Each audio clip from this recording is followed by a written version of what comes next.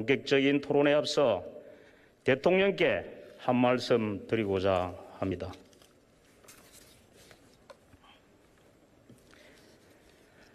어제 오늘 대통령께서는 공공임대주택과 관련한 발언을 하셨습니다. 국민의 분노가 치솟고 있습니다. 그래도 청와대는 왜곡 보도라며 또 남 탓을 하고 있습니다.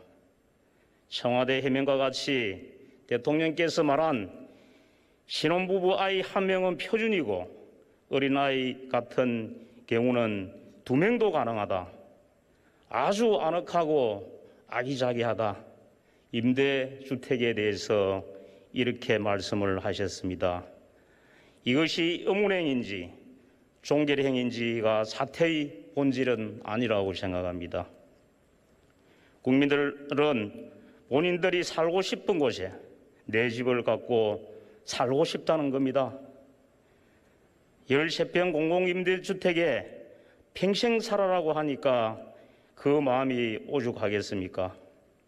대통령께서는 이러한 국민들의 마음을 정말 모르고 하신 말씀이십니까? 대통령의 말씀에 국민들이 분노하고 좌절하고 있습니다. 24번째 부동산 대책에도 집값은 천정부지로 치솟고 전월세는 씨가 말랐습니다. 국민들이 어렵게 내 집을 마련해도 계약갱신 청구권으로 실거주를 못해서 길거리에 나앉게 생겼습니다. 이것이 분명 헌법에서 보장한 국민의 재산권과 거주 이전의 자유, 행복 추구권이 침해되고 있는 것입니다. 이런 상황에서 실물 경제의 책임자인 경제부총리는 이사 위로그램이라는 한 번도 경험하지 못한 부동산 시장의 선례를 만들었습니다. 차기 국토부 장관으로 내정된 변창흠 LH 사장의 경우 본인은 카드사 대출로 연끌해서 내 집을 마련했고 막대한 시세 차익도 예상이 됩니다. 이런 상황에서 대통령께서 그 어떤 말씀을 하시더라도 국민들은 쉽게 동의가 되지 않을 것입니다.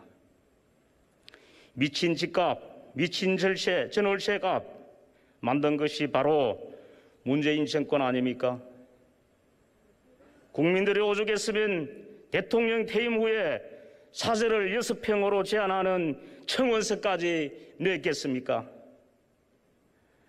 본 의원은 지난 8월 초 대통령 사저부지와 관련하여 허위 영농계획서 작성에 따른 농지법 위반 의혹을 제기했습니다.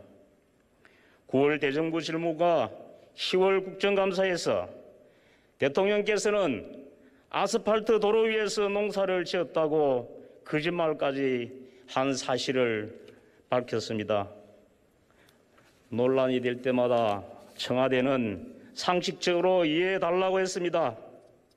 실체를 말하지 않았습니다. 최근에는 대통령 사저 경비동을 짓기 위해서 국비 40억 원을 내년 예산으로 편성을 했습니다. 행질 변경이 곧 추진될 것이라고 합니다.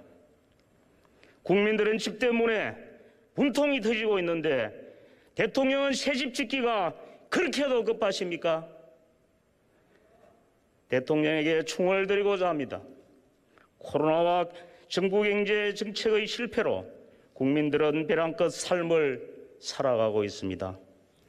진정 국민을 위하신다면 편법, 불법 의혹이 있는 농지에 국비 40억 원을 투입해서 새로운 사저를 짓는 대신에 800여 평이나 되는 그곳에 국민을 위한 임대주택이나 공공주거시설을 설치해 주실 것을 제안드립니다.